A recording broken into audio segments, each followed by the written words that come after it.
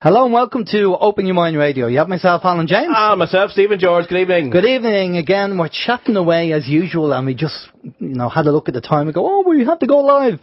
Anyway, good evening and thanks for joining us. Thanks to everybody jumping in the chat room there and on both chat rooms there. We have going to have great information tonight. We have a chap on the show. Our guest is Clive the Carle, and Clive has been on the show before, and Clive has brilliant information regarding alternative health. He's a typical example of he practices what he preaches. And when we bring Clive in, we'll read out his bio and we'll talk about that. But he has always been brilliant information anytime he's come on the show. So I look forward to talking to Clive in a few minutes. But before we do that, as usual, let's find out what the communication channels are. Okay, communication channels this evening, folks. The communication channels are email info@oymireland.com, by phone 046 927 1212, and you can also contact us direct through the OYM chat room. Yes, thank you very much, Mary. 046 927 1212 is the phone number if you would like to ring in this evening. If you're outside the Republic of Ireland, the number is 00353 469 271212. We also have on the website there links to the chat room. Well, there's loads of links actually, but the link to the chat room is there, and I want to say hi to everyone already in the chat room. OYMradio.com is that link. We also are watching the chat room on People's Internet Radio as well. That's peoplesinternetradio.com. And we're going to monitor both of the rooms for questions for Clive this evening. Questions or comments, it doesn't matter which. We also have on our own website there, we have a link to the YouTube channel for the videos and all the podcasts. We also have the Facebook anti-social media link, which may be changing at some stage in the future, which you're going to hear more about later. We also have the link there for Twitter, if you want to tweet us. But I still haven't figured out how to use it, so you could be wasting your time. We also have the link there for Skype and email. The email info@oymradio.com. That is the all-important email. If you want to drop us a link just to say hi, let us know where you're tuning in from. And if the show resonates with you, or, what you thought of it. Anyway, we also have the link there for the TuneIn Radio link application. That's the free app that you can listen to us 24 hours a day, 7 days a week on your smartphone or your iPhone or your laptop or whatever. Anyway, there we go. All the communication channels covered. Alan. Brilliant, Steve. Okay, well, you're going to kick us off tonight. Yes, I believe I am. Okay, some information from RTE.ie in relation to homeless man found dead in Tallaght University Hospital. Actually seen this, I was actually out and about yesterday and I seen there's a headline on a newspaper. There's a picture of the chap as well. But it says a homeless man has died in the emergency department at Tallaght University Hospital in Dublin. He was found dead on a chair in the department at 2:30 p.m. yesterday afternoon. Now, he wasn't a patient, apparently. He was just in getting out of the cold. Yeah, it says there's no indication yet as to how long he'd been in the hospital or as to the cause of death. In a statement, Tallaght Hospital said the man had been sheltering at the hospital and had not sought medical treatment. The hospital said the management is cooperating with the Gardaí in their investigations, and an internal review will also be initiated immediately into the circumstances of the incident. That's a shocking incident. That's terrible. That's terrible. But I mean, we do know that there is a massive homeless problem going on in this country, and if people are not being found dead in doorways, obviously now this is the latest now being found dead in a hospital. We need to do something about it. And what about the patients on trolleys? We've had one or two issues with that as well. We've had several patients on trolleys who have met their demise as well. And people say that that the country is in recovery, and we should all be rejoicing. I believe the government have recently said that all employers around the country and people who have jobs should be getting a little increase of 2%. I heard this just earlier on today, that we should be getting a 2% increase because the country is in recovery. Well, I mean, if a man is able to die in a hospital, homeless man, and other homeless people have been found dead on our streets, well, then I'm awfully sorry. It doesn't appear that the country is recovering. The government are delusional. They're delusional. Seriously, they're actually believing their own PR. That's the problem. They're believing the egos are off the charts. They're believing their own PR. That's the problem with them. All right, the next thing is from the journal.ie.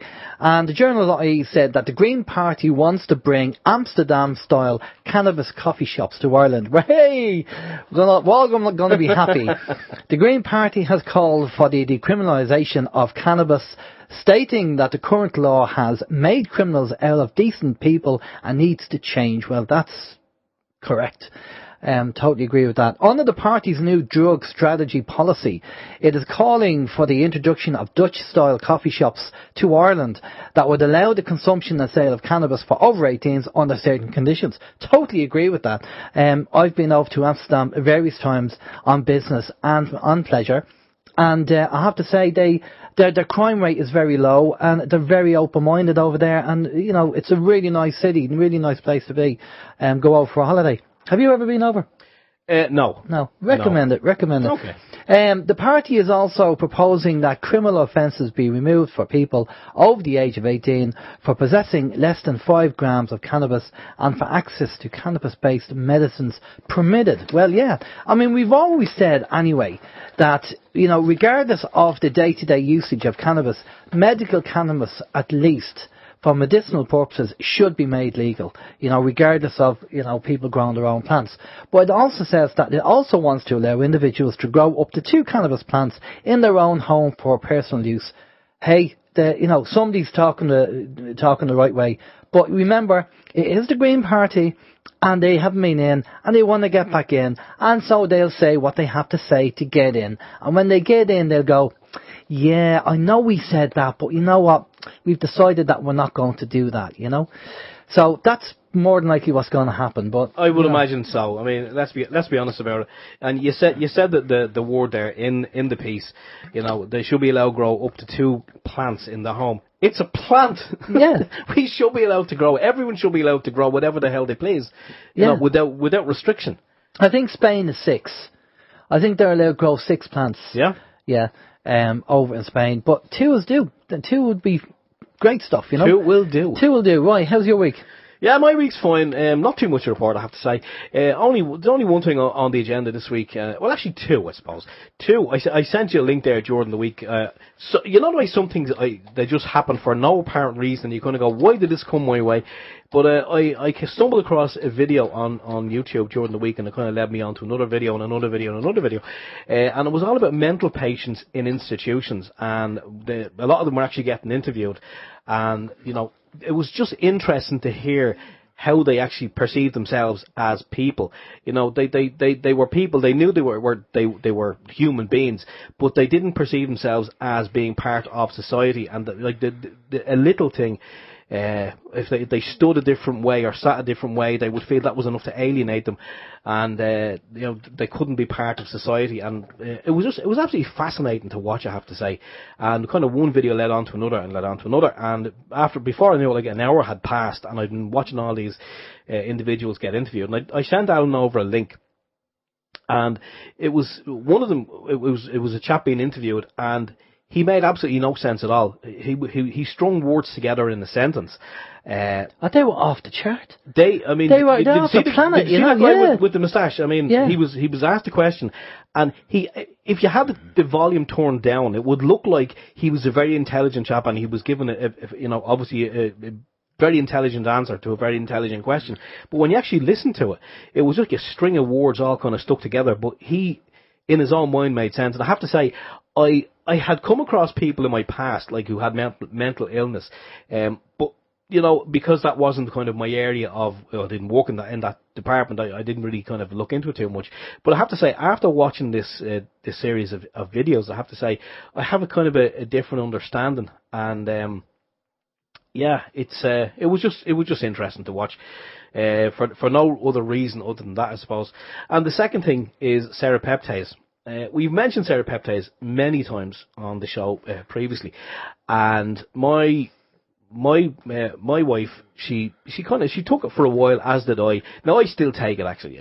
I take it every day, Monday to Friday. I don't take it on the weekend, but Monday to Friday I do take it, and she had an incident with her knee, one of her knees, and it was just kind of giving her jip, as they say. And so I suggested she take the Serapeptase only after she was taking paracetamol, she was taking Ponston, and all these kind of stronger painkillers, Solpadeine and what have you. And they were taking the edge off the pain, but they weren't actually getting rid of it. So she said, I'll try anything at this stage. So the Serapeptase we have at home, they're the 250 units, 250,000 strength. And she started taking them last week, and I think she takes them about an hour before she gets it. Well, not an hour before she gets up. She sets her alarm, she takes it, and then she get up about an hour later and have breakfast. But I have to say, over the past couple of weeks, it's the pain has, I think, the last time I spoke with her, which is like, well, not the last time I spoke with her, but the last time I asked her the question, I spoke with her about an hour ago. But the last time I asked about her leg, her knee, was about maybe 2 days ago. And I think she said at that point in time, the pain it was almost gone completely. And she said, they really work. And I says, well, yeah, of course I do. There's a lot of testimony out there, and there's a lot of great information in relation to the Serapeptase. And just wanted to kind of mention that again, because I take it every day, and I know you were taking it. I don't know if you're still taking it, but you were taking it, and it's kind of one of those things where you forget about it. You just kind of take it, and every now and again it's nice to kind of just bring it up again and remind people of how beneficial it is. It's not very expensive, and you can get it in a lot of health food shops around the city, and you can get it online as well. And I have to say, it's definitely worth kind of taking if you suffer with it. And go and check out all the different conditions that it's very beneficial for. And I know when Clive comes on as well, I know Clive will probably even throw more conditions at us. But it is very beneficial. And if anyone has any inflammation, kind of like even arthritis, it's quite very beneficial for that. So just kind of keep it on the back of your mind anyway. And if you need it, get it, have it there, and there we go. Yeah, just take it in the morning, and you'd be better off. So, medicine cabinets are getting more natural stuff. Well, I have to say, in all honesty, all I take, medicine-wise, well, obviously, because of I'm not the smallest child in the classroom. I'm actually on medication for blood pressure, and outside of that, that's all I take. I stopped. I used to get headaches, but over the past couple of years, that's all stopped. I don't get headaches anymore. And if I do, all I do is I'll just drink, like what you were doing here. I'll just drink a couple of glasses of water. I just put it down to dehydration. And 9 times out of 10, that works. So I take the Serapeptase in the morning before I leave for work. I take some vitamin C. It's just the effervescent vitamin C. It's not the liposomal, which I know is very, very beneficial. But it's just regular vitamin C. And another thing that I've started taking as well, I've tried it because, again, I looked into it and we talked about it here too. Iodine. My wife got me some iodine drops, and while the effervescent, the vitamin C, is doing its thing in the morning, I put in about 3 or 4 drops of the iodine. And just throw it down the hatch and off I go to work. Now, is it making a difference? It's hard to say, but I don't feel ill. And, so it must be doing something. I don't feel ill, and there was a time where I used to be driving home from work in the afternoon, and I'd be very tired, and I'd kind of, nodding off at the wheel, which is not very good. But that hasn't happened in, I'd say, a couple of months now, so, must be doing something beneficial. There we go. Brilliant. How's your week? Okay, we're racking up our alternative medicines these days with Serapeptase, spirulina, and CBD oil, and your iodine. And I've got a vitamin C tablets that you'd give a horse, which I decided not to take. They're too big. Anyway. Yeah, I think you take them. You don't take them orally. No. They go the other direction. Yeah. Well, okay. Oh, you mean? Oh, yeah. Okay. I was wondering why they were so big. Anyway, before we bring Clive in, just a couple of things. My Facebook account is back up and running. For some reason, my Facebook account was deactivated in a way that when I posted things, I was only posting, and the only person that could see them was me. Now, I know I didn't change any settings on my Facebook, so why would I go and make that setting that everything I posted that I would only see it? It's very strange. Anyway, we've reset it, but... and I did a test out there as well. But we have also set up a MeWe account. So OYM can now be found on MeWe, and we have a group and chat there as well. So if you're not a fan of Facebook, you don't use Facebook, pop over to MeWe, because MeWe is there's no ads, and all the crap that you get on Facebook you don't get on MeWe. And also you can talk to everybody else that's there in the group. So everybody who's a group member of OYM can talk to each other and leave messages and swap ideas and chat to each other and all that kind of stuff. So it's pretty good, much better than Facebook, to be honest with you. So we'll gradually move over to MeWe, a slow move, but we'll get there eventually. Now, the other thing on the list is a video that Ben Gilroy put up on Facebook showing our president, Mr. D. Higgins, and his wife doing a PR walk around when he sees a street musician. So he bends down with a €5 note and drops it into the guitar case. And then he proceeds to take bloody change out of the guitar case. Oh my God, that was disgusting. That was. I mean, talk about a tightwad. With all the money that the state pays him and we pay him, the taxpayer pays him. He, now it wouldn't surprise us that it was a PR stunt. So after the camera leaves, he probably sent somebody back to take the $5 back. It wouldn't surprise us, and then probably get rid of it, evict the actual musician from the place, move him on or something. But this is what you're dealing with these people. They've no morals. They've no issues at all. I mean, the guy's probably worked God knows how much, and he can't even put a $5 in a musician's case without taking change. And it's up on their Facebook page. I'll have to put it up on MeWe as well. But you can see him putting the $5 in and taking the change, and then the camera cuts out as if to say, don't show that part because, yeah. So, very interesting. And the last thing on the list, which I found very interesting, was, about Syria. Syria, bad news. Syria is only weeks away from Bono making a charity single. So I know Syria is being bombed, but this is quite serious now. As the world continues to reel from the latest harrowing revelations from Syria's ongoing civil war, a fresh terror is now driving urgent efforts to find a lasting solution. The news U2 frontman Bono has taken to the studio with the aim of producing a stirring ballad to highlight the suffering. According to a UN report published this morning, Syria is now just weeks away from Bono making a charity single, and opposing sides must act with immediacy to prevent further unimaginable suffering. The mere thought of Bono looking earnestly into the camera, pulling a pained expression and rhyming something with Aleppo should be enough to bring President Assad to the negotiation table immediately, said a UN spokesman. We desperately urge all parties to lay down their arms and work towards a viable peace plan to ensure whatever he's recording never sees the light of day.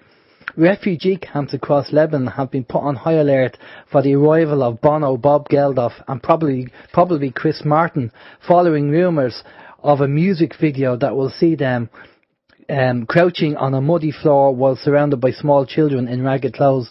Yeah, that's normally what happens, Is that genuine? No, it was a kind of a wind-up. It's a P-take, It was a P-take, yeah. But look, that's not normally happens, doesn't it, They can't give their music away because they tried to do it with Apple, and everybody said, take that crap off, we don't want it. Who said they could download their album onto their Apple on iTunes? So the next thing to do is a charity single. I mean, he's a sellout anyway, Bono, we all know that. Right, okay. So we're going to bring our guest in. Clive, as I say, has been on the show before.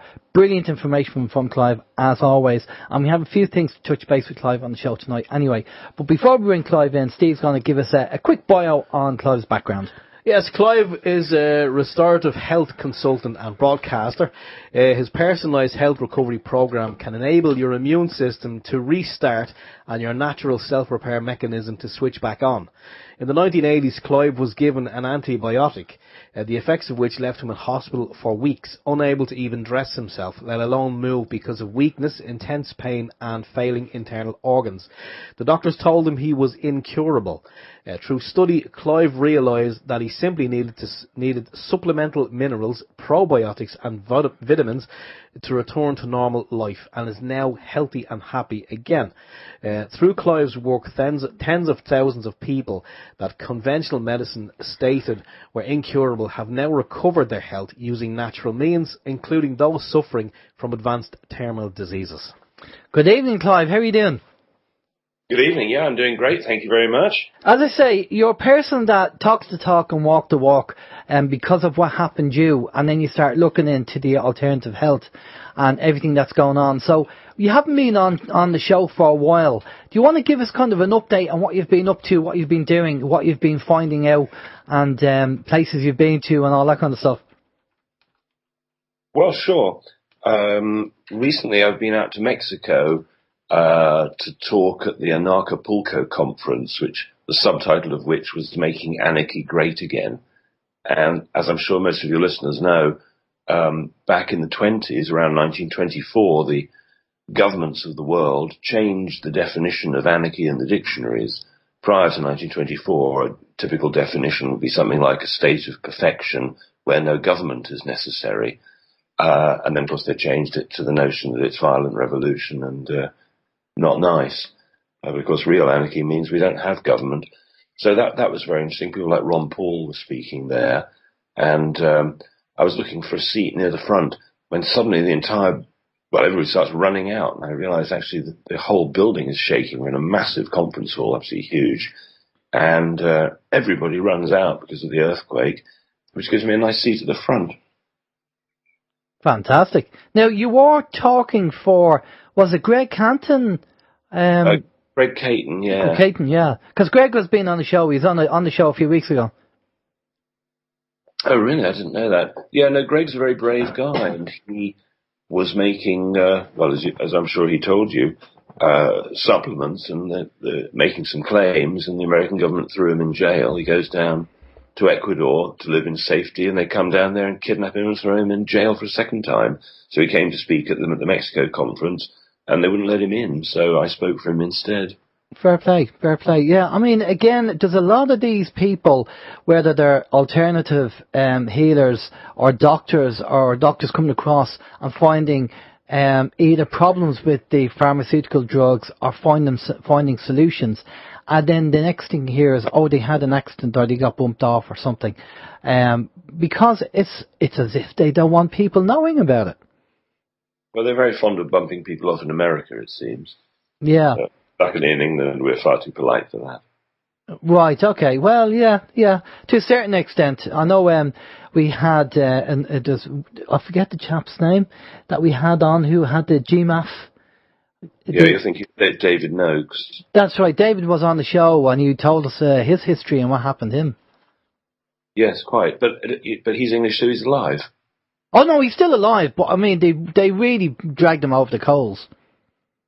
Well, some of his staff are in jail for 10 years, and he's facing 10 years for curing people. Yeah, I mean, it's just madness. Now, I don't know whether you've seen the article, Clive, on, it was on this morning with Philip Schofield and Holly Willoughby, where the lady was there, and she was with some guy. He wasn't the consultant. I think he was just, something got to do with health, but he wasn't a doctor. And she spoke to Philip and Holly, and she said, I use CBD oil. I had 6 months to live. My body was riddled with cancer, and I took the CBD oil. And she said, there's only a little bit left now. That most of the cancer is actually gone.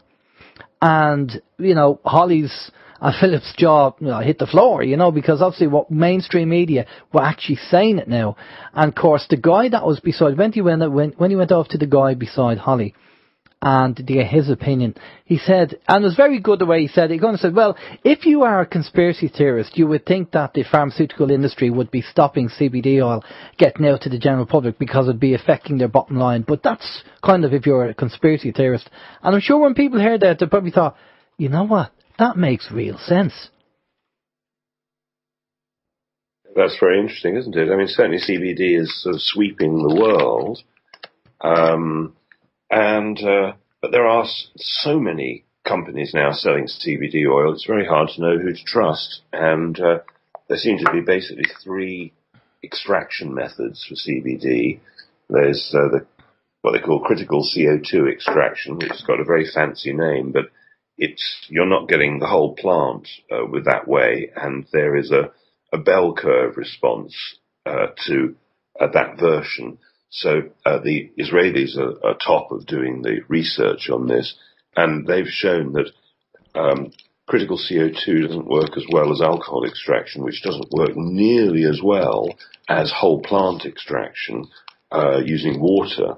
And so there are a number of different ways to create the product, and some work much better. So the whole plant version, rather than the extract, doesn't have the bell curve effect. In other words, with the bell curve effect, it means that you've got to take a certain amount to work to get to the top of the bell curve, but the more you take, the less effective it is. Whereas with the whole plant version, the more you take, the more effective it is, if that makes sense. So what would you say to the Rick Simpson approach? Because we've had Rick on the show, Ricky Simpson, and obviously his methods. Would you say that would be top quality?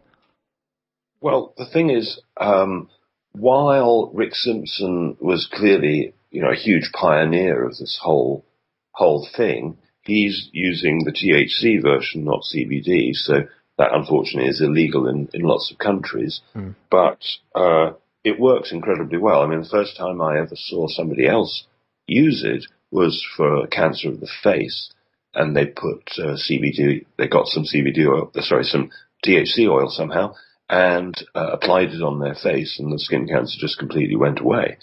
So, obviously this is anecdotal, but if one was in a country where it was legal, then one should certainly use the high THC version, but people seem to want to use it rectally, and little and often, in that you can't use too much at a time, otherwise you get knocked sideways with it. Driving would be unwise, for example. Of course. And so what's your take on the CBD version then? Are you saying that it's not as good as the THC? Well, people are getting fantastic results with it, but it's not as good in the sense that the whole plant works better. Yeah, true. Well, we know that the industrial hemp, a lot of it has been, the THC has been really farmed over, and most of it is CBD now. There's a touch of THC, but only a little bit, because it's all, it's hemp as opposed to cannabis.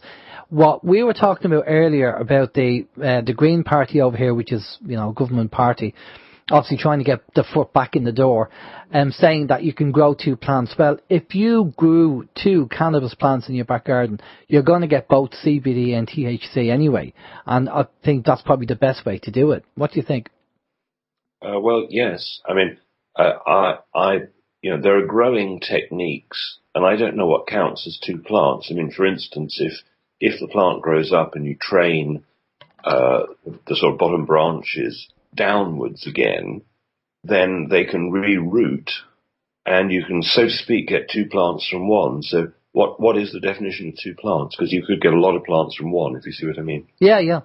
Well, to be honest with you, I can't see them coming to somebody's house if they have even 3 or 4 plants and, and doing anything. I mean, the police are just too busy doing other things. I don't think they'd actually be bothered with that.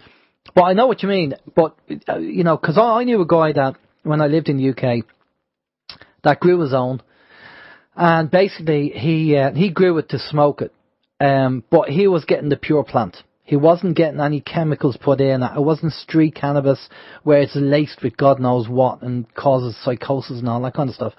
He was actually getting the actual plant from his back garden, bringing it in, and he was smoking it. But you could use it for a number of things. But I know there was a program on YouTube called Granny Smokes Pot, and there's a lot of these where it's obviously legal in California, where these grannies were smoking it, and they said their health was fantastic. Well, I was in LA in January, where the first shops were open that weren't medical cannabis, but were anybody could walk in and just buy it right on the streets. And it was like walking into the Apple store, in that it was very, very super modern and smart. And they had 4 huge freezers. That was the frozen goods cannabis section. And they had the dog section and the sweetie section. And basically everybody in LA seemed to be stoned out on gummy bears. Wow, okay. And are you concerned, because I think there's a concern as well that they're trying to patent the CBD or the THC, and they're coming in with synthetic versions as well, which is stuff that you just don't want to touch. Yeah, exactly. The part of the legalization, I'm sure, comes with the offer of wonderful genetically modified versions. What could possibly go wrong? Mm.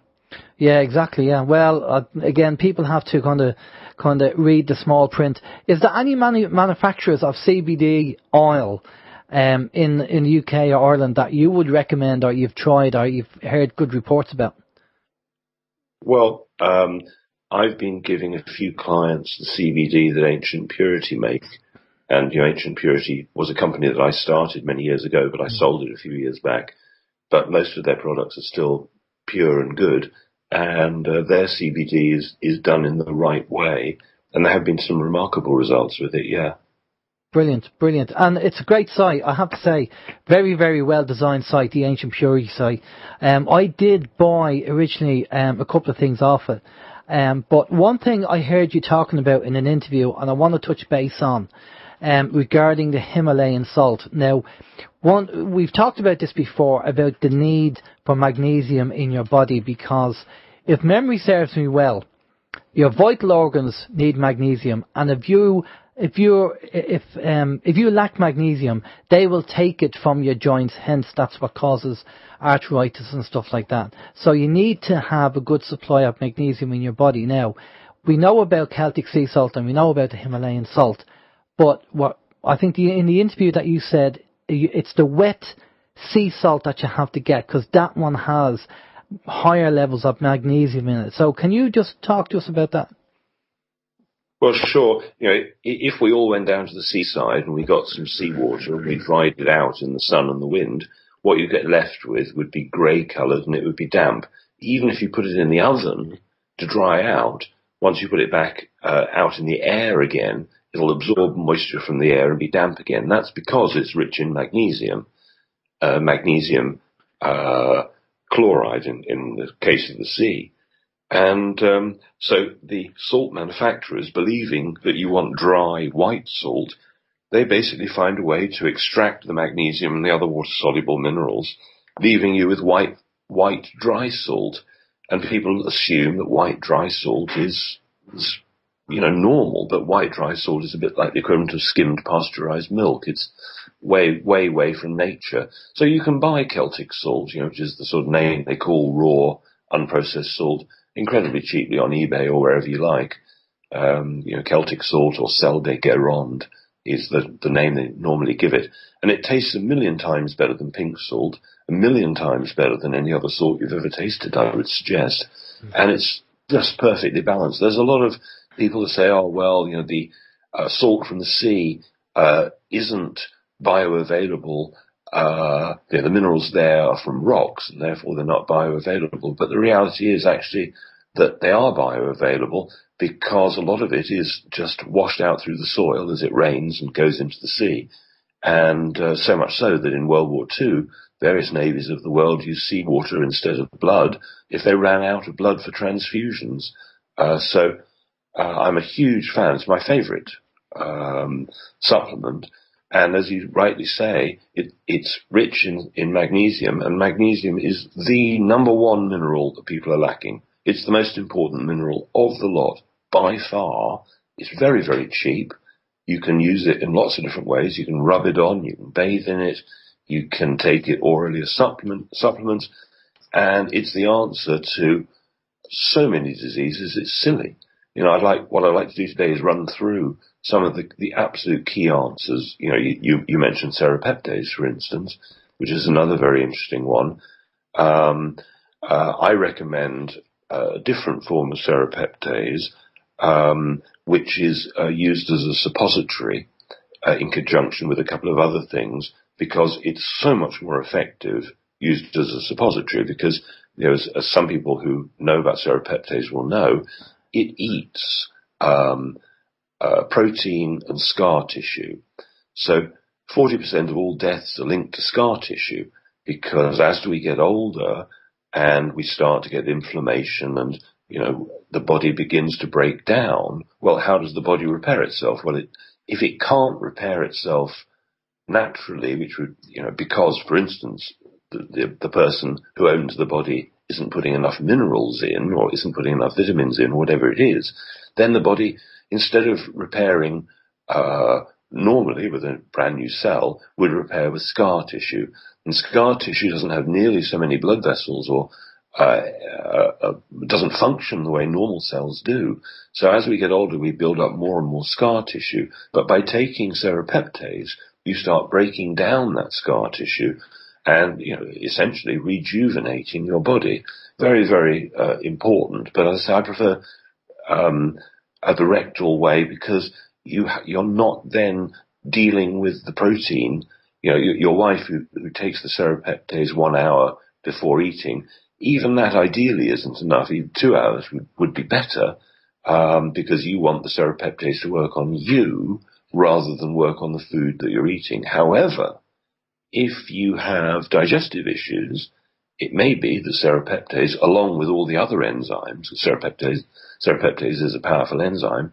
If you took a balance of enzymes, because they're ones that dissolve oils and fats, one that dissolves carbohydrates, and ones for milk products and so on, then for people who are getting older, enzymes, digestive enzymes, as well as just Serapeptase used in the other way, are invaluable for some people. Let's say somebody's got really old and they're just not capable of eating a lot of food. They just don't feel like it. They're sort of fading away a bit, and they're not capable of digesting the food because they're not young enough to do it properly. Then taking digestive enzymes can be incredibly useful. And for example, if you've got a bowl of porridge and you opened a capsule of digestive enzymes, sprinkled it in the porridge and just stirred it up and left it for a few minutes, all the porridge would dissolve and you just get left with liquid because the digestive enzymes have done exactly that, digested the products for you, making it much easier for you to assimilate the minerals and vitamins within it. Right, okay. So suppository would be better than taking it orally. That would be an interesting exercise all the same. So the magnesium is very important. So I take it on Ancient Purity, you can actually buy the wet Celtic sea salt that we're talking about. Yes, you can. And you can get various forms of magnesium. There is, for instance, the magnesium spray, which is just magnesium chloride, which you rub on. People who've got muscle cramps, muscle aches, often you can get relief in 1 minute flat by just rubbing magnesium chloride spray into the muscles. I take a version of magnesium which has got 6 different types of magnesium in it, not just one. Most magnesiums, you go into Holland & Barrett and you buy the one with magnesium in big letters, they sell you magnesium oxide. And magnesium oxide is barely bioavailable. It's very good for people with constipation because you take enough magnesium, well, pretty much of any sort, and you will move the bowels. There's no choice. But magnesium oxide is useless for getting magnesium into your body. So I use one called Perk. It's an American brand. It's spelled Perque, Perk. And as I say, there's 6 different types of magnesiums in there, 4 water-soluble ones and 2 fat-soluble ones. People don't realize that there are fat-soluble versions of magnesium. And the reason I take it is that if I don't, I get muscle cramps. And that's for a number of reasons, partially because stress burns magnesium. And as most people are more stressed than would be natural, we're all low on magnesium. I tested hundreds of people's magnesium levels with a very expensive last year, and everybody I tested was low. Everybody. Yeah, that's frightening. That really is frightening. Even if people start off with getting the damp salt, and the Himalayan salt and the Celtic sea salt is fine, but if you really want to get a much higher level of magnesium, I think the damp salt that you're talking about might be better. Just to sprinkle on your dinner and food and stuff like that. Would that be the best way to take it? Yeah, I mean, your taste buds know exactly how much salt you need. I'm not a great fan of the pink salt. Yeah. For one thing, the pink salt comes in all sorts of different qualities, and the average buyer is not going to be aware that it comes in different qualities. It's not damp, therefore the magnesium, it's rained over the millions of years. Salt is dried ocean. What is a dried ocean doing halfway up the Himalayas coloured pink? Something's not quite right. I'm not saying it's bad, but it's not as good as the real thing. Yeah. No, I totally agree. I think that's something that I want to get my hands on, and I will be heading over to Ancient Purity for that. Now, the other argument that we hear about the Celtic sea salt, or the sea salt in particular, is depending on what ocean it's coming from, because they'll say, well, is it from Fukushima? Is it from a place that's contaminated? What's the answer to that one? Well, I mean, the oceans circulate, the Pacific, if we believe what we're told, is highly irradiated, but, the oceans circulate. They're not separate, they're not lakes. So, but I don't believe that the mercury that you're eating is nearly as bad as the mercury you're breathing, or nearly as bad as the mercury some people have got in their teeth. If seafood, for instance, contains selenium, and selenium detoxes mercury. There are many things that detox mercury, so including vitamin C, for example, including charcoal, including sulfur. So I'm not too worried about the mercury in salt. In fact, the tests show negligible amounts. There are lots of other things more worth worrying about. Okay. We're going to go off to a couple of questions that we have regarding health issues that we mentioned to you just before going live. And if we can touch base on them, and then obviously, I'm sure we'll have questions on the chat that we can go over to, and people will be asking questions on get your opinion on certain things. Now, I have a family member who is suffering from restless leg, and a little bit of research on this. Channel 5 did a program there recently regarding restless leg, and I was told of a chap who's in his 70s, and he's had restless leg since he was 20, and he's got to the stage now where he just wants to get his leg taken off. It's that bad. And restless leg, I suppose the best way to define it is you have to keep moving it because it's just uncomfortable. And that's why it's called restless leg. When you put your leg down and you rest there for a minute, it gets uncomfortable, so you have to move it again. And people are just, driven mad with this restless leg. And I said I would ask the question because I knew you were coming on the show tonight. And you said that you might have a solution for that.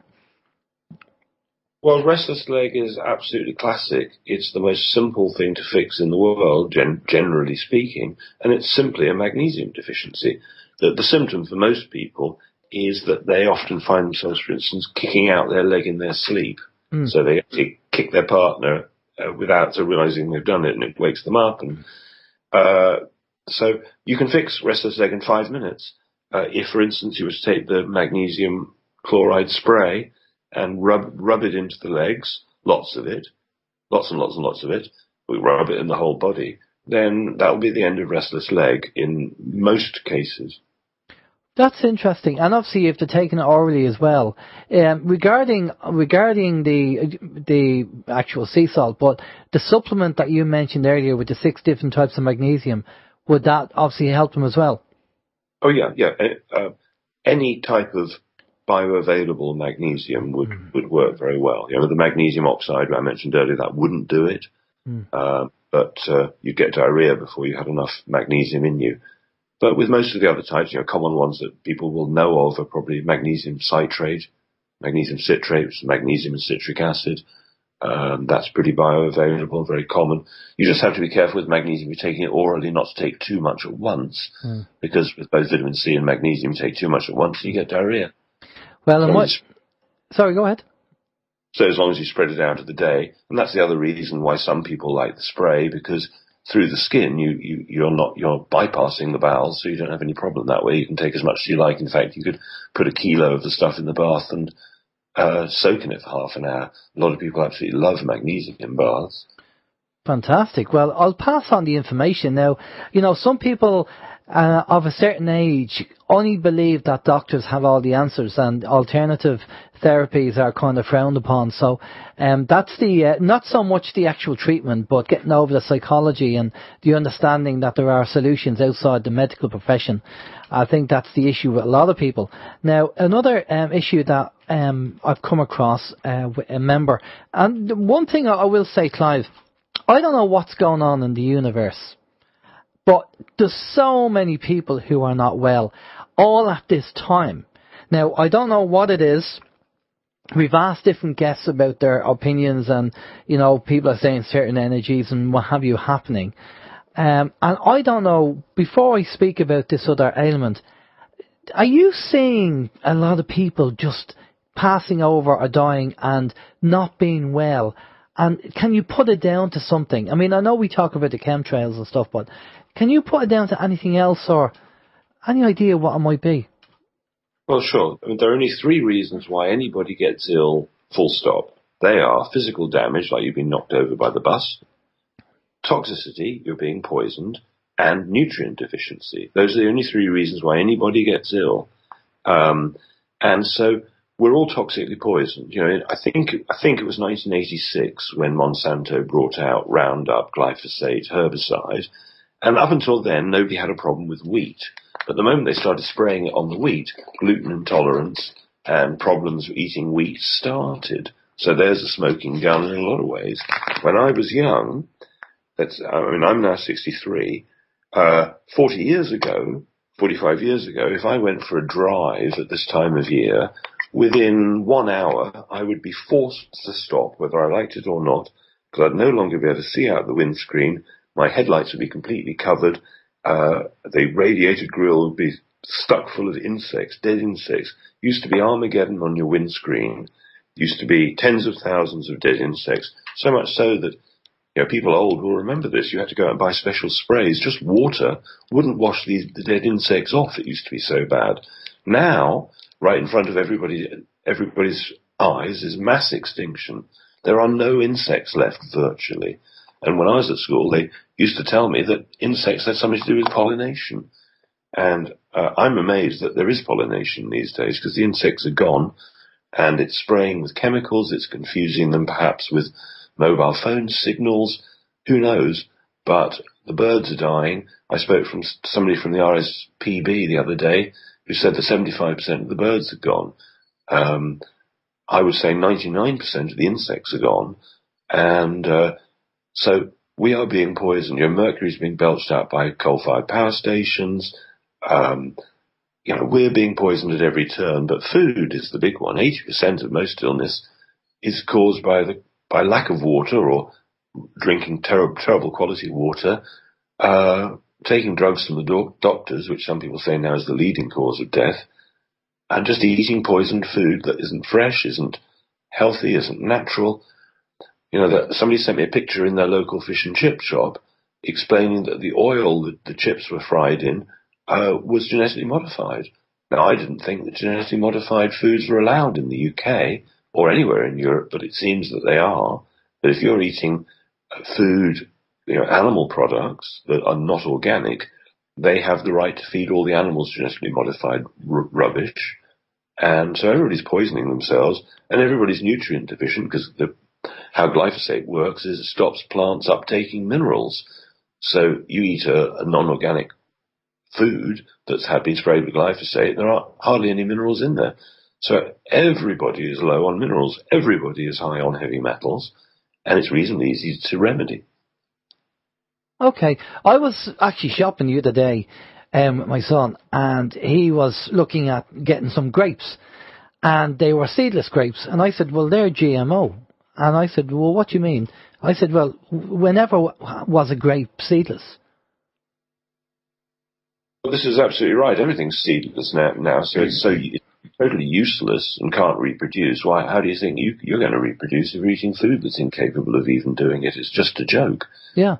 I mean, the fact that they're seedless, he had to think about it for a minute, and then he said, okay, he got it, he understood. I said, nature doesn't have seedless food. All foods, tomatoes, oranges, they all have seeds, grapes as well. So if they're saying they're seedless, then they must have been genetically modified somewhere along the line. Well, hybridized for sure, and people have been trying to hybridize for centuries, so it's a long tradition. We think that things like apples are normal, but they're not normal. Normal is crab apples. Those apples have been bred over the millennia. And one of the things that we're lacking is bitter foods. People often don't like bitter, particularly children perhaps, and people like sweet better. So over the years, people have bred out the bitterness from carrots, the bitterness from many vegetables. And unfortunately, it's the bitter part that is the most medicinal part. All societies used to do usually some sort of deworming parasite cleanse every year, and bitter vegetables like dandelions, that sort of thing, are brilliant for detoxifying. I mean, right now is the wild garlic season. If you can find a shady wood that's growing wild garlic, it makes the most fantastic pesto and is incredible for getting rid of parasites and all the types of worms that you don't want. But we've lost it as a culture, globally. Pretty much, we've lost the old traditions, and those old traditions were very wise. I tend to believe the myths, for example, not history. Yeah, no, I totally agree. We are definitely being poisoned. Steve, you want to come in there? Yeah, we are being poisoned, and we all know it. But unfortunately, we're obviously powerless to do anything about it. That's the sad. Well, I mean, it's not that we're powerless to do anything about it. I know, like, we can, if we don't want to buy this product that's being poisoned, we can kind of try alternative, But unfortunately, if you go to the alternative, then it's a little bit more expensive. But speaking of minerals, Clive, we do actually have a question from Graham, and Graham says, are the fulvic minerals from Ancient Purity from the same source as material which would have been bought 3 years ago? He said the tea bag test does not work, so surface tension isn't as good. It may be affecting absorption. Well, that's an interesting question. Both types of fulvic minerals work. The reason that Ancient Purity switched to the later type was that they have about double the fulvic mineral content. However, I personally use the original version that passes the tea bag test because I prefer it. It's technically, on the spec sheet, it doesn't look as good. But personally, my feeling is that it's the one that I prefer to use. If people did want that original version, it is still available. And if they wanted to write to me, Clive at Clive.Carle.com, I can explain how to get it. And just for those who are wondering what the tea bag test is, can you give us a little more on that one? Sure. If you put a tea bag, particularly works particularly well with green tea. You put a green tea bag in a glass of cold water, and absolutely nothing happens. You put a tea bag in a glass of cold water with some of the original fulvic minerals in it, and within seconds, the glass goes black. It pulls every bit of colour out of the tea. And so fulvic minerals would normally be in water, but the water board removes fulvic minerals because they react badly with chlorine. Then fulvic minerals would normally be in food, but it's not because of modern farming practices. I mean, a good example of why the fulvic minerals aren't there, if you ignore GMO, you ignore the poisonous chemicals they're pouring on the soil, and you just look at the shape of fields. In the old days, fields were small, and they would be surrounded by trees. And so each year, the trees would mine down into the soil, deep down, bring up all the minerals from the various strata of soil, and then shed them evenly over the field with the leaves dropped in autumn. But now, with mega fields, where there aren't any bushes, there aren't any shrubs, there aren't any trees, the minerals aren't being drawn up by the soil anymore. And just that farming practice has made food minerally deficient. On the tea bag test, Clive, we're just looking at the product now at the moment. You said the fulvic acid supply, and the tea bag test. That's quite interesting. That if you put the tea bag in normal, now you're saying cold water, so. The idea that you put in 1 or 2 drops of cold water, you put it in 1 or 2 drops into cold water, and then put the tea bag in, and it's pulling all the minerals from the tea bag. Does that apply to when with hot water as well? Because obviously you want to have a cup of tea. Well, Yes, I mean, it's just more dramatic from cold water because you put tea bag in hot water, obviously the colour's going to come out. You put it in cold water, the colour doesn't come out. Another test you can do with it is, let's say you've got some orange juice, fresh orange, fresh lime, fresh lemon, anything you like that. You put a few drops of fulvic minerals in. Let's say you've got a glass of water now of orange, a few drops of lemon, for instance, in water. Yeah.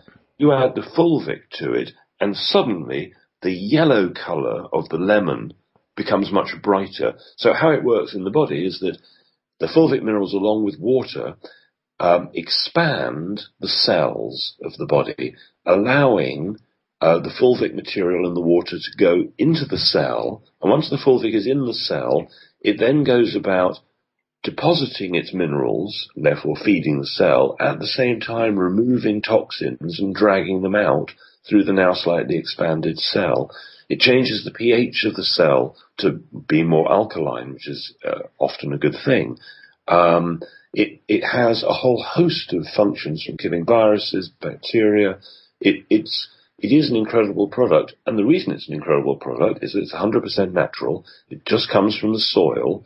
There are a few places in the world where the deposits of fulvic and humic acids are so concentrated that if you mine the soil from those spots, a tiny bit goes an incredibly long way. So a little tiny 50 ml bottle, it's about 2 inches high and an inch wide, it's really small, will last 3 months and costs about £30, 40 euros, say.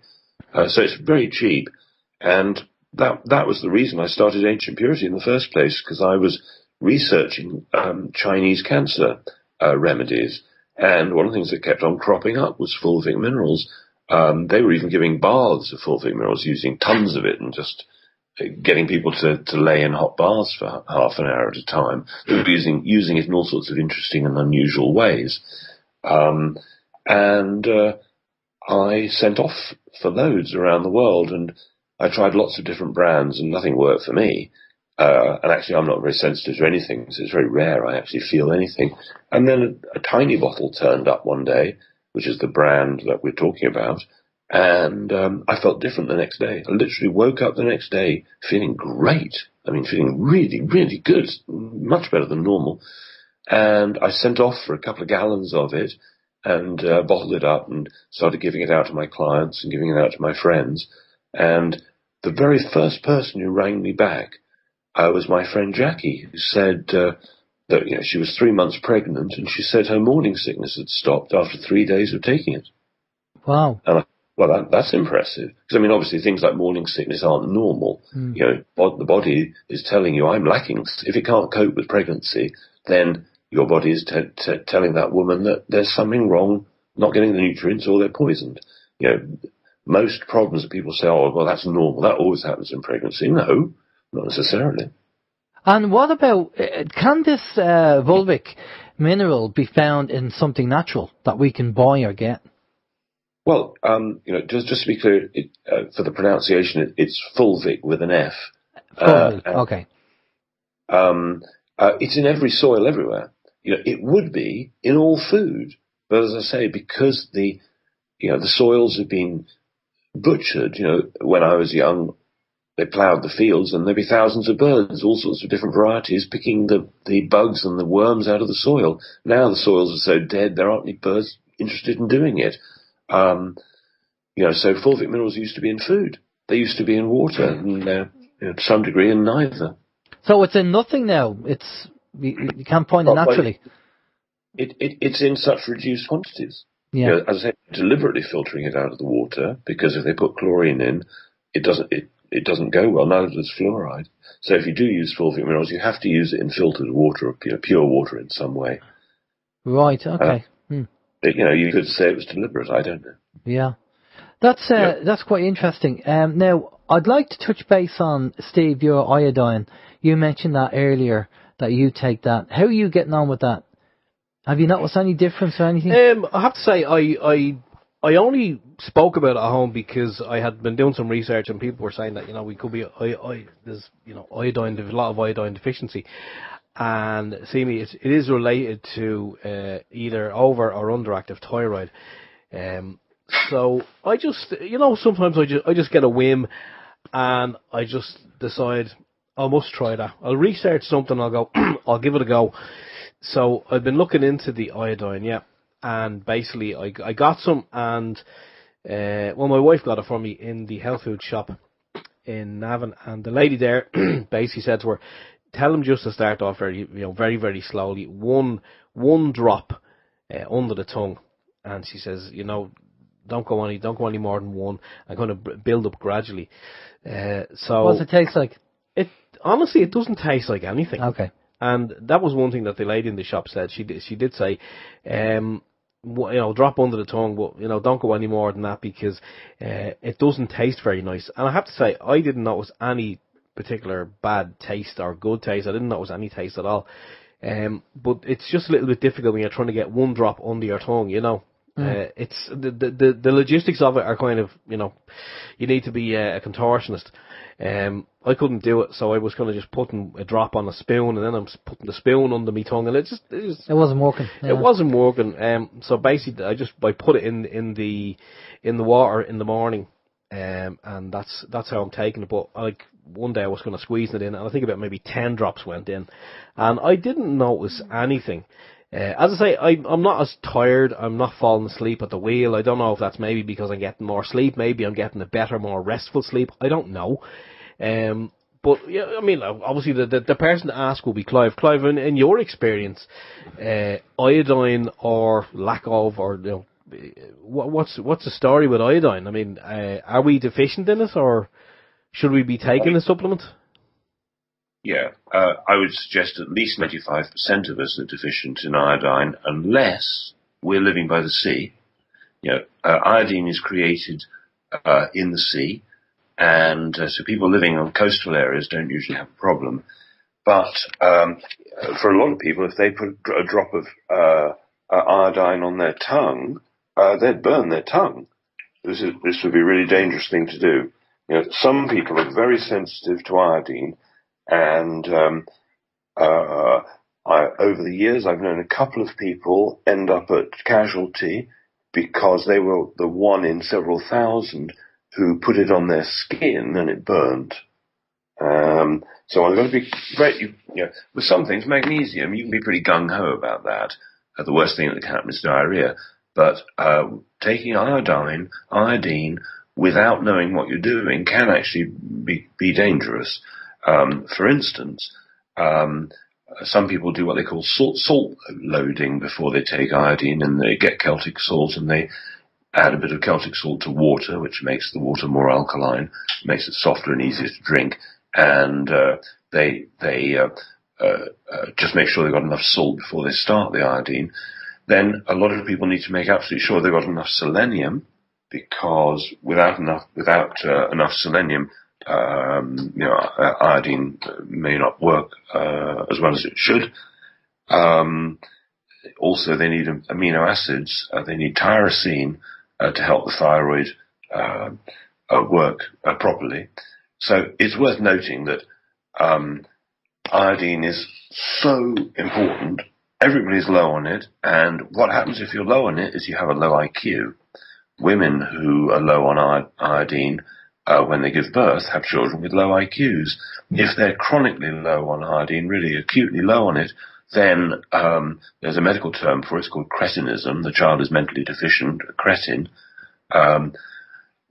Anybody who's got cold hands and feet, anybody who's got temperature out of control, anybody with thyroid issues, anybody who's got dry skin, particularly on the elbows, anybody where the outside of their eyebrows are thinning, anybody with a poor memory. If you walk in a room and you can't remember why you walked in, chances are all those things we just discussed are iodine deficiencies. There is an incredible video on YouTube called Iodine, Why You Need It by Dr. Brownstein, which I urge anybody to watch. But it is important with iodine to know what you're doing. You mustn't put it under the tongue. You always have to add it with water or paint it on the skin. There is a test which isn't 100% reliable, but is interesting, where you just put a drop, test yourself always with one drop only, but you can put a drop on the skin.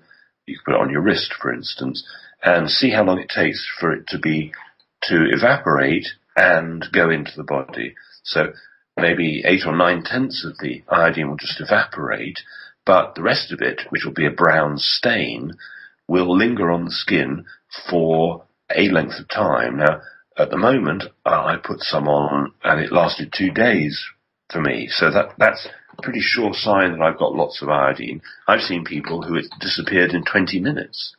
And that's you can take a reasonable guess. They're so low on iodine, the body has just sucked it in.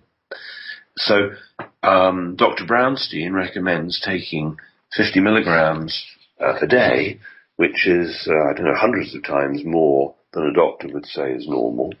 However, 100 years ago, doctors would have gone for that sort of 50 milligram dose because the teaching of how to use iodine has totally changed. Now, on one level, iodine is incredibly safe because after an operation, despite all the modern chemicals and so on, surgeons still paint on iodine all around the wound because it's one of the best sort of antiseptics out and hugely healing. Doctors in the old days, 100 years ago, commonly, if they didn't know what was wrong with you, they'd give you potassium iodide, form of iodine. Now, the version of iodine that you've got that doesn't taste is very likely to be nascent iodine, which is made to recipe by Edgar Cayce, the great psychic. And while it's okay, I much prefer Lugol's iodine, which is a mixture of elemental iodine and potassium iodide.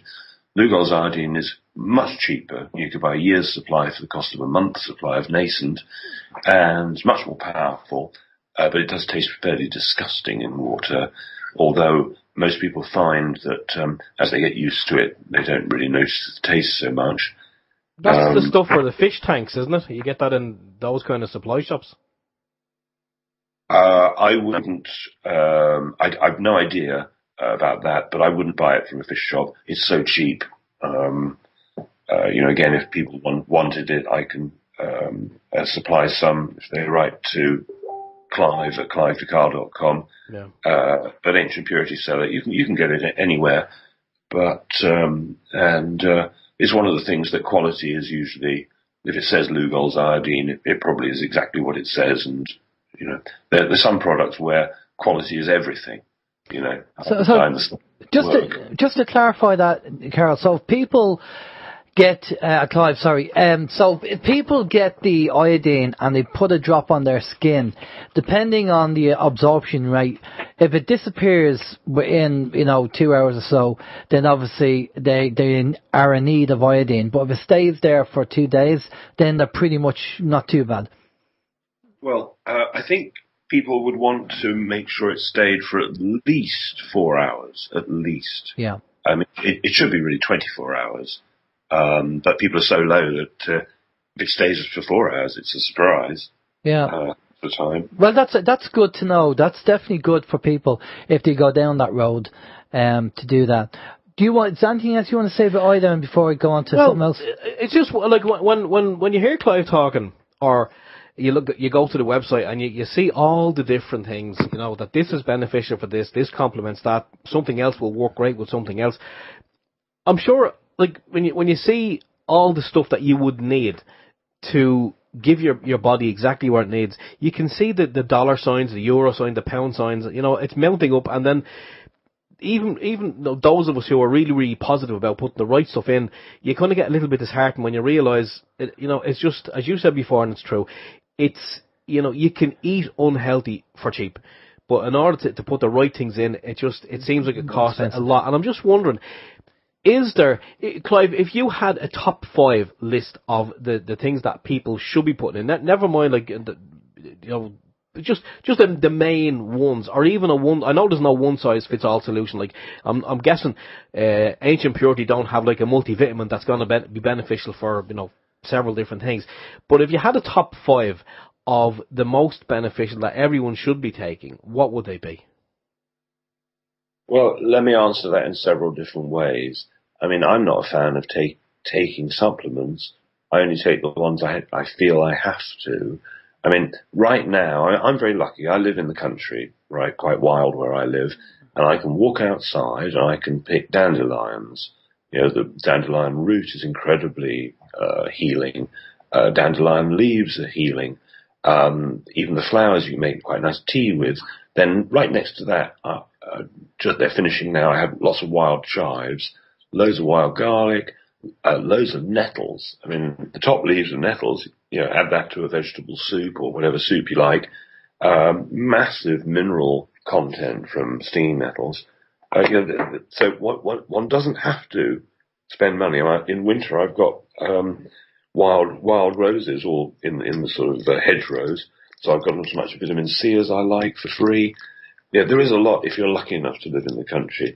But if you're not, I take a multi-mineral from time to time, and I tend to go between Dr. Mercola's Whole Food Multi and Perk's Lifeguard, and that they're pretty much one size fits all. You're looking with those products, you're looking at like 5 different products all in one. But with both of them, you've got to take a lot a day. With Mercola, the standard dose is 8 a day. And if you were overweight, let's say you were double the normal person's weight, that's 16 a day. It's not just a 1 a day multi-mineral. If it's 1 a day, it's going to be synthetic or useless. If it comes, from whole foods, which is the way you want your vitamins, for instance, you are talking bulk. So a good multi-mineral is fantastic. Iodine, I'd have to put up there as vital. Magnesium, absolutely vital. Vitamin C, most people have got scurvy. They don't know it. Vitamin C is vital. And then if you're not getting enough sunshine in winter, vitamin D. Those are probably the keys if it's got to be 5. That's good. That's a good list. Yeah, and I mean, even the likes of the dandelion, as you say, I mean, most people, we've got them in our garden, and I'm sure Alan's got them in his. They do seem to kind of grow like wildfire around the country. So we're technically in the country as well. We're 50 miles away from the city. From the city. Yes, I mean that's definitely good to know. Speaking of, and here's another question from Graham, natural fulvic occurs, Graham says, in Irish peat water. Can you ask Clive his opinion on peat bog water? I've had no experience, so I don't know. I mean, the fulvic minerals that are out there, there are deposits which are, say, 50,000 years old, which might perhaps be the peat deposits. Then there's the one that I use, which they reckon is about 30 million years old. Then there's the most well-known one, which is the Utah deposit, which is, they reckon, about 110 million years old. And it seems like good wine. You lay it down for about 30 million years, and it seems to be all right. Excellent. Okay. The next question I have for you, just about something that has affected a family member. And I just wanted to touch base with you because we spoke to Harry Rhodes about this as well, and he said that he had oregano spray because he said he put this spray together and tested it on 25 people, or 25 people wanted it, and he put it in the demister or a mister spray, and they were suffering from a fungus in inhalation, and it's called Beryllium disease or something like that. And he gave it to the 25 people, and he had a 100% success rate. It cleared, and he said there's something in oregano that just kills this dead, and he said there's a lot of people out there who have this cough. It's hanging on and hanging on and hanging on and just won't go. Now, I know I've heard of it, the 100-day cough.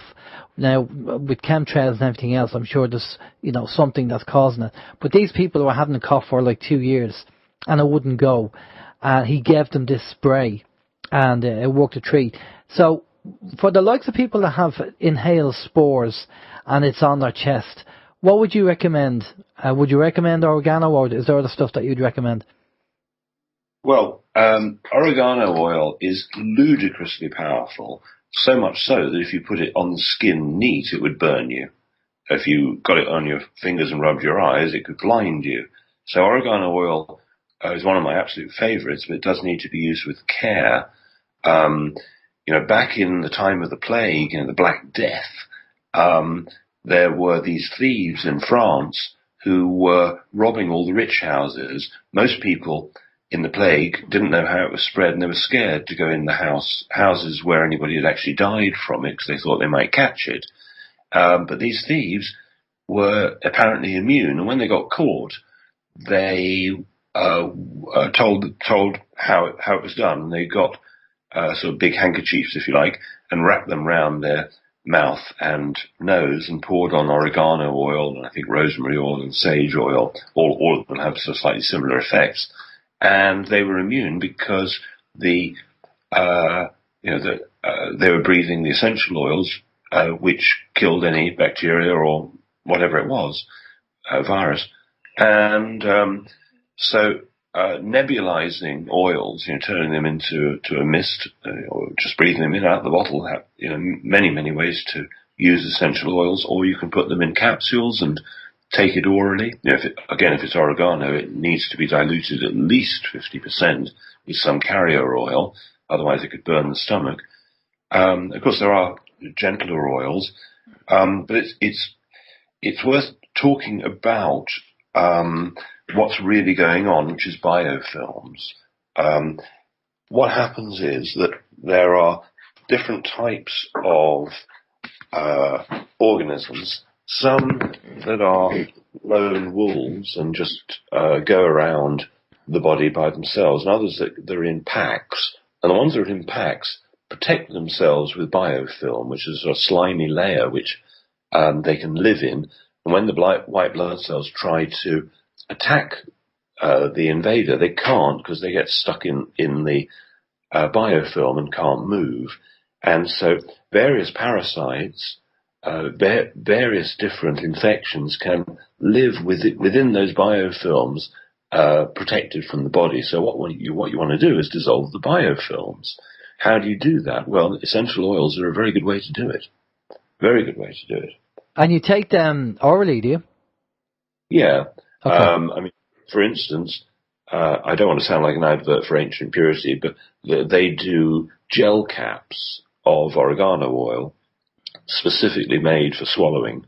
And, people who've got candida, and there are a lot of issues that can be solved with essential oils. I'm a huge fan, but safety is everything. Yeah, definitely.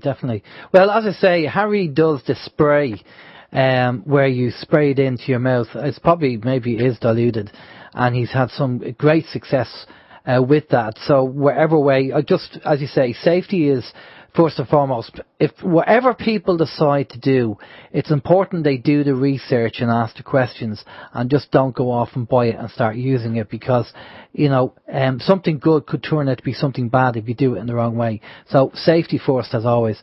Steve, you got more questions there for? I do indeed, yeah. I'm I've been just looking up there oregano, or oregano, as the Americans say, oil, and some people are saying that the lady here, she was a smoker, she gave up, and she had COPD, a lot of breathing problems, and she was on obviously different inhalers and oxygen, and she actually heard about the oregano oil, and she started using that in her nebulizer. This is a little article was written by her daughter, and the daughter said that the mother started using the oregano oil in the nebulizer, and within a very short period of time, she said she was brand new. And she went to the doctor, and the doctors checked her lungs. She stopped all medication, and her lungs were back to normal. But as Alan said, you have to, obviously, if you're going to try stuff like this, you have to do the research first and speak to people. And most places in Ireland will have health food shops, and they are very knowledgeable people. But obviously you would do your research there, but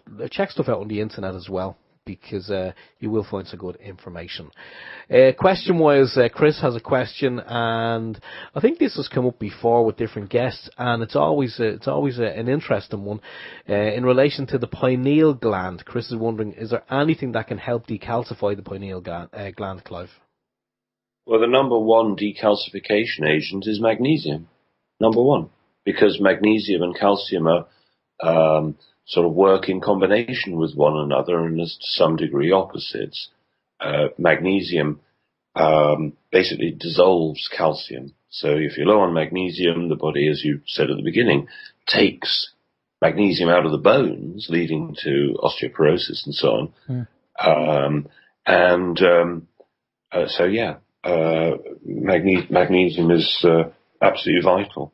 I am going to get some of that wet salt, definitely, because after hearing the interview that you did with somebody else, Clive, I found that very interesting, and I said to myself, I'm going to get some of that, because, as you say, magnesium is very important for so many different symptoms in your body. Just give your body what it wants. And we've heard this time and time again from different people that has come on the show. If you give your body what it needs, then you give your body the ability to fight infection or fight diseases or whatever.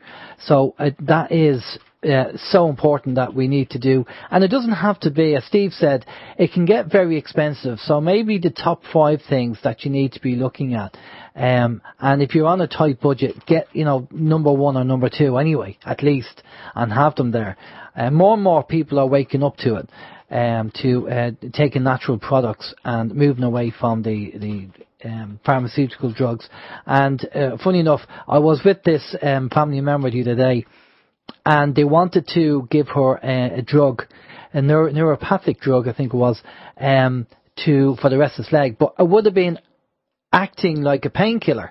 So it wouldn't have cured the symptom. It would have just treated the symptom, but not cured the cause of the problem.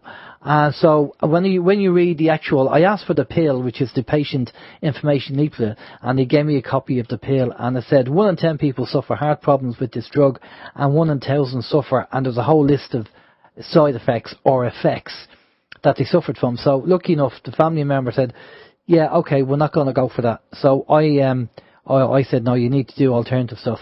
But we'll definitely look at the magnesium. Definitely look at the magnesium for that. Steve, you got more questions there for Clive?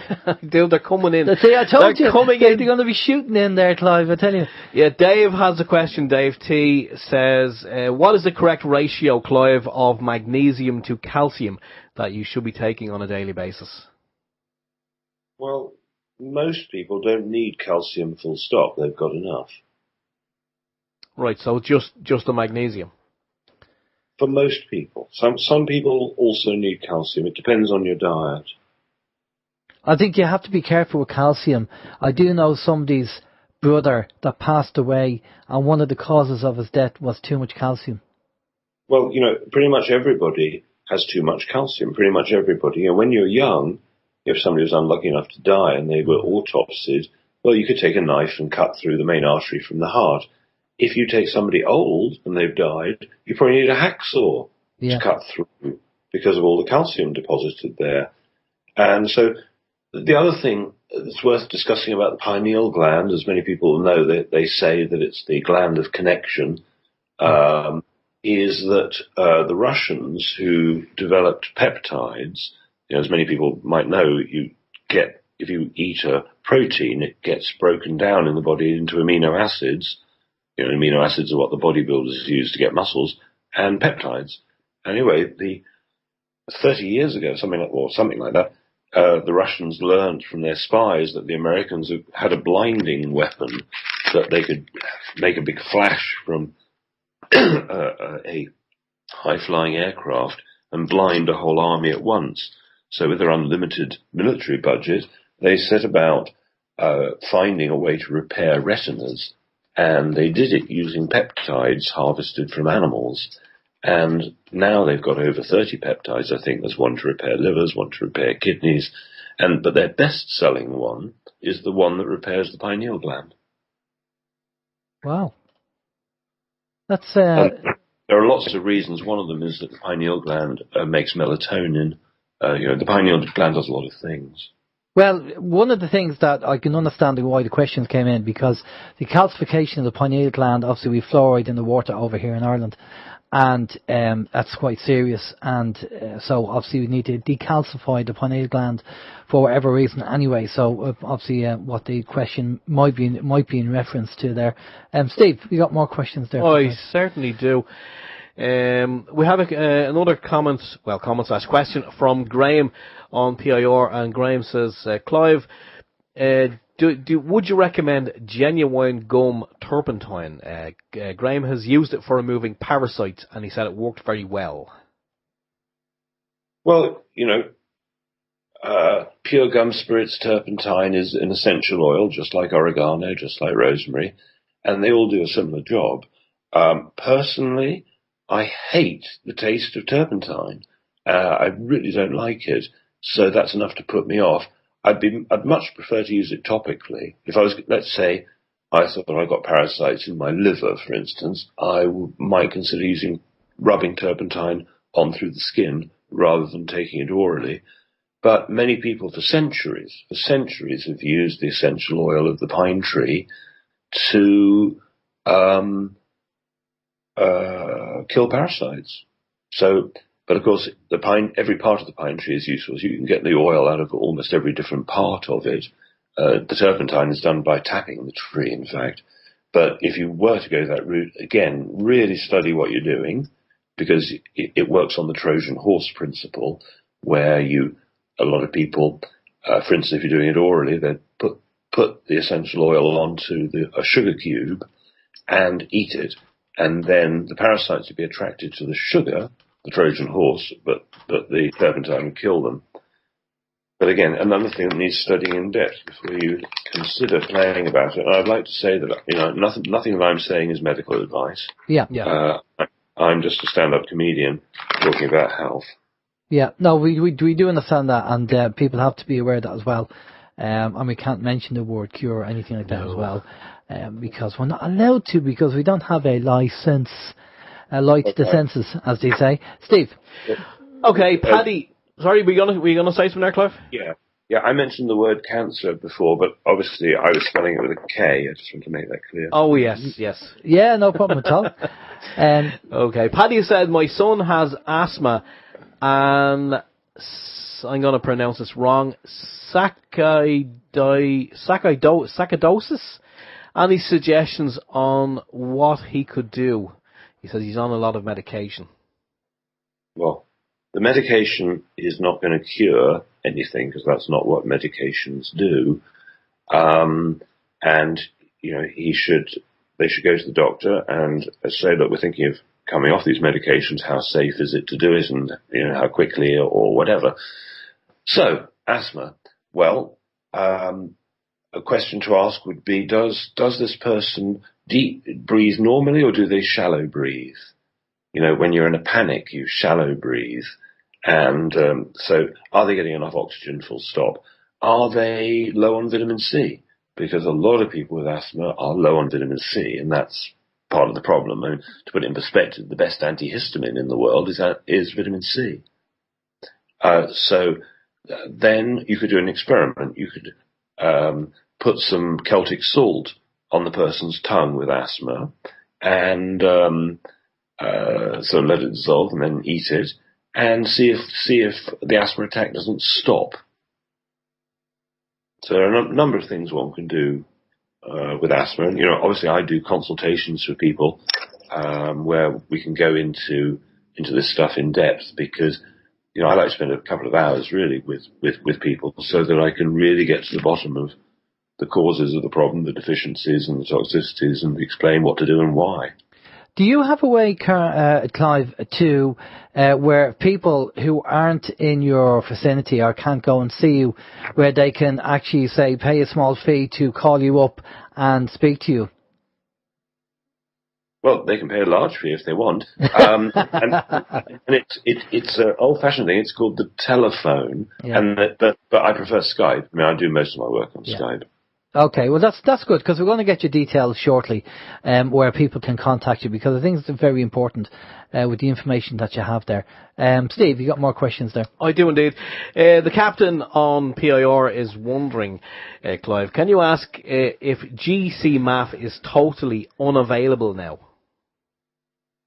Well, the Japanese make a version, but I don't know whether I have great faith in it. There are lots of ways to get healthy, and the problem I've always had with GC MAF was the ludicrous cost, and the other similar materials, invented by the same person since. They're just ludicrously expensive. There's a new one out, which is $25,000 a year. Yeah, no. People don't have that kind of money. They don't, and you wouldn't need that. I mean, there's other solutions much, much cheaper. Well, exactly, and I'm all for the cheap ones. Yeah, yeah, totally. Because a lot of people are struggling at the moment. We don't have the money, and that's why, we said it before on the show time and time again. Yes, we have to sometimes buy processed food because at the end of the day, if you've got a limited budget, you can only afford what you can afford, and that's just the way it is. So you try and mix good and bad, so you kind of have a kind of a balanced diet. I do think, even though we might have to do that, I do think it's important for people to at least stay away from the likes of the aspartames and the MSGs and the fluoride in the water, and be aware of that stuff at least, and the smoking and the drinking and all that kind of stuff. All the bad stuff that we know about, I think is half the battle is keeping away from that, and the other half is just watching your diet and try and have some kind of balanced diet. Now, I'm just thinking of my vitamin C tablets, which are like horse tablets, and I'm now thinking, well, maybe I really should be taking them, or maybe we can get vitamin C tablets which are smaller. I don't know why you don't I don't know why they do them so big. I assume You're supposed to dilute them in water. No, you're supposed to. No, I thought you're supposed to take them as is. The round ones? No, these are just... You do not want tablets of vitamin C. Full stop. Oh, okay. Taking vitamin C in meaningful doses, you want pure vitamin C. You don't want them with glues or whatever binding agents they've used to stick the tablet together. You can get capsules of pure vitamin C, but much better to just get pure powder. The version I take myself is also by Perk, and it's tastes nice. It's ascorbates rather than ascorbic versions. Most people take ascorbic acid, which works, but the ascorbates are much better, and it's because let me give you for instance. It depends. How much vitamin C do you need? Well, it depends how well you are. If you're well, you hardly need any. But if you're ill, you might need 200 grams. Not 1 gram, not 5 grams, 200 grams. Some people who are dying of cancer need 300 grams. It's absurd. I had a couple the other day. He gets to 25 grams taking it. If you take about 3 grams or something like that more every let's say you took 3 grams every 15 minutes, right? Over and over again with water. Eventually you'll get to diarrhea.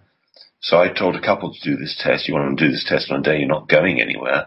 And he gets to 25 grams. So that's his maximum dose for that day. The body self-regulates just like it does with magnesium. And he got diarrhea. She gets up to 85 grams. And she still hasn't got to diarrhea. So she's got a big, heavy viral or bacterial load going on, but he had a lesser one. So it just depends how ill you are as to how much vitamin C you really need.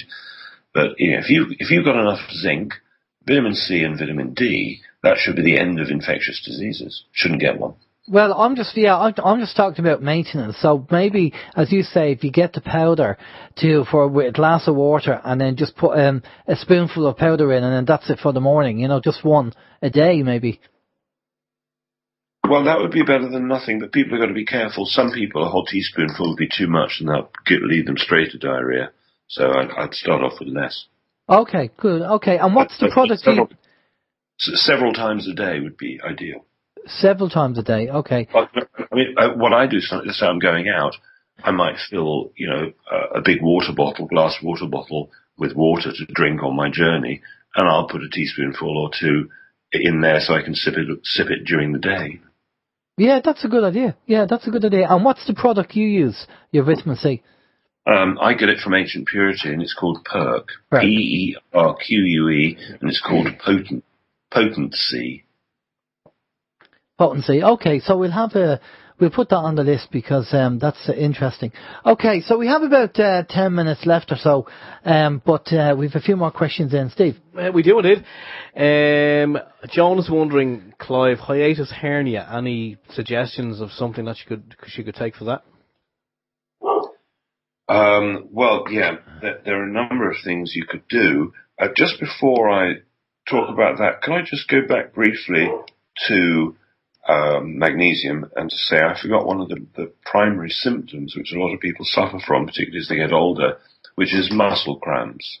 So it could be menstrual cramps, muscle cramps, twitches around the eyes or twitches. All those things are magnesium deficiencies. So getting on to the hiatus hernia again, essentially the things that you can do for it, just give me 1 second. Right, well, while you're doing that, I'm just going to say very quickly, I've actually had a twitch in my eye for the past 2 weeks. I thought you were winking at me. No, I wasn't winking at you.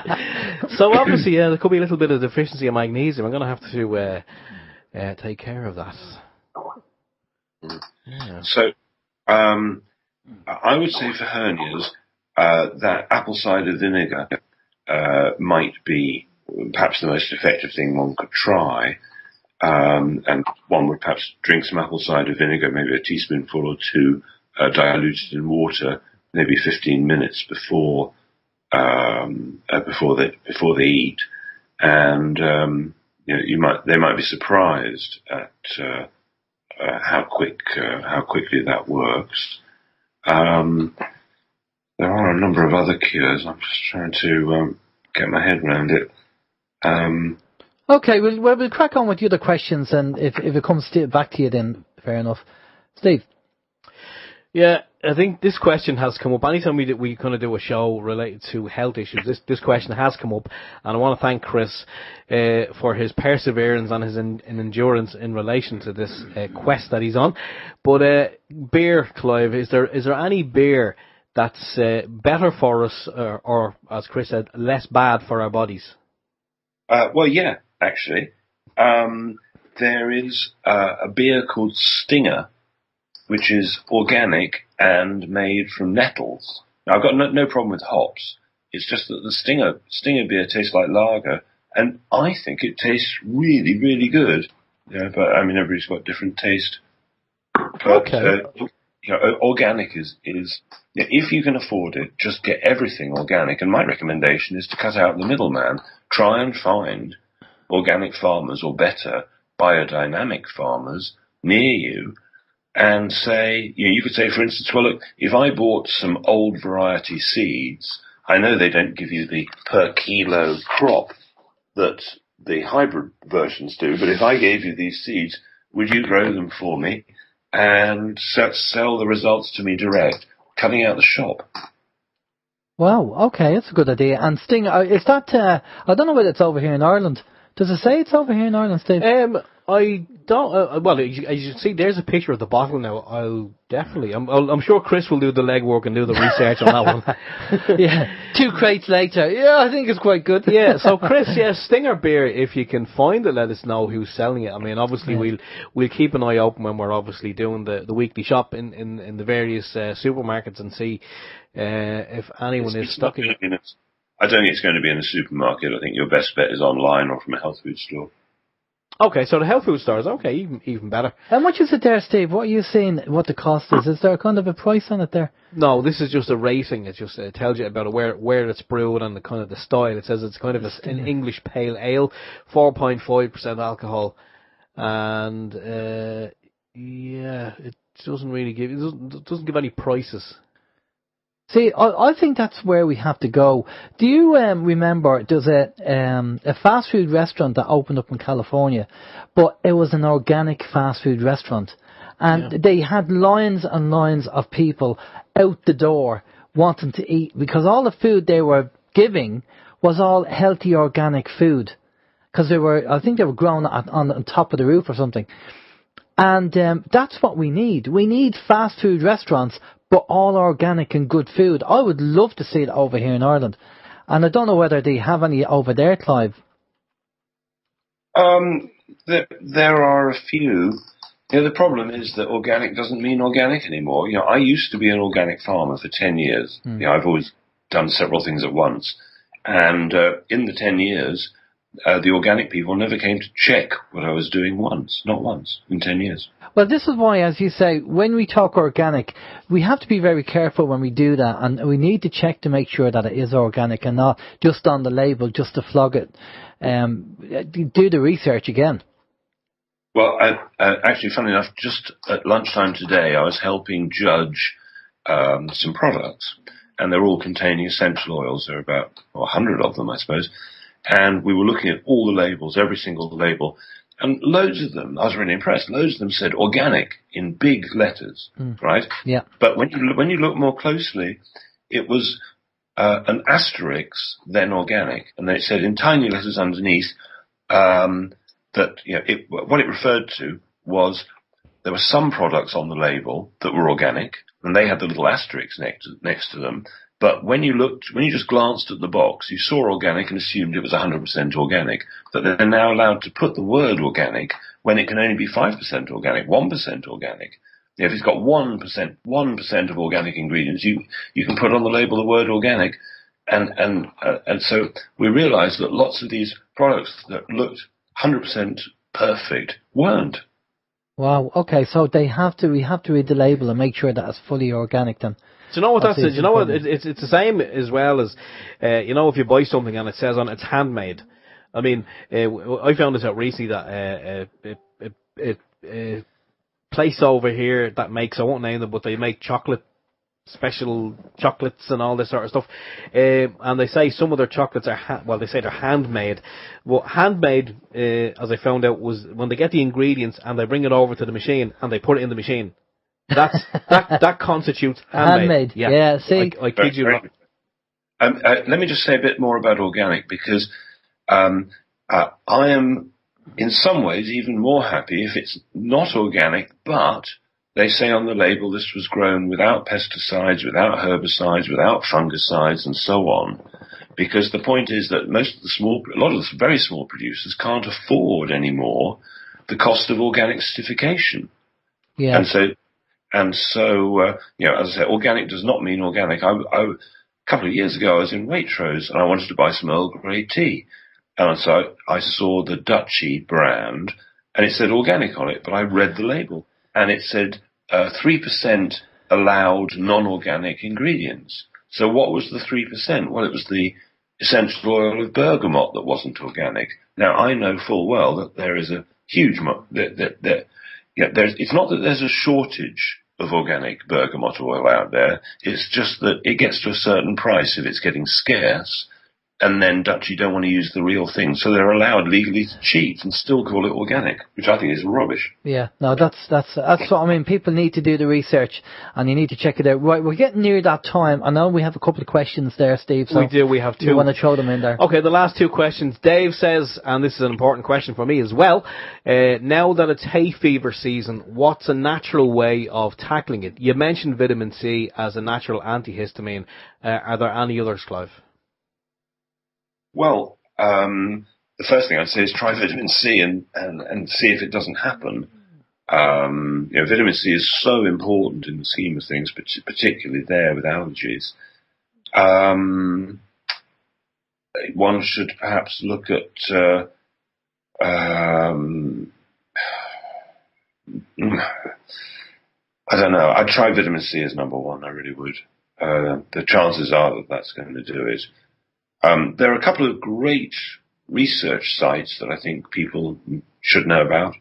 If you've got questions like this and you haven't got enough money to consult somebody about it, possibly the best one is greenmedinfo.com.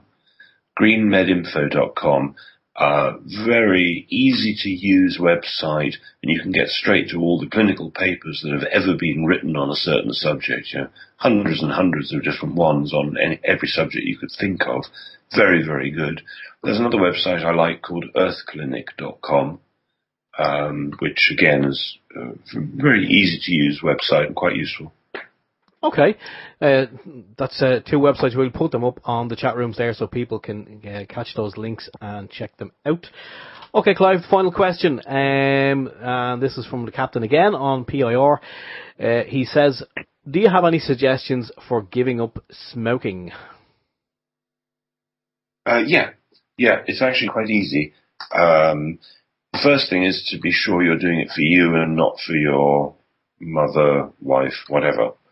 And so the first thing is to have a strategy. What are you going to do instead? I mean, when do people smoke? Well, they maybe smoke under stress, after a meal, socially with friends, that kind of thing. So that pressure, that desire to just take the pressure off, or for whatever reason one does it, one needs a substitute. And so for some people, let's say they always wanted but never had enough money to buy a really nice guitar or buy a fantastic set of oil paints, or they've always wanted to do something, but they put it off. And so now is the opportunity, if they're going to save a lot of money, to decide, well, when I get that real craving for a cigarette, I feel good about myself, because instead of doing that, I'm going to go and practice my guitar for 5 minutes or something. So having alternative strategies. What are you going to do in those huge moments of stress where in the past nothing but a cigarette would do? Then it is the mental use of words.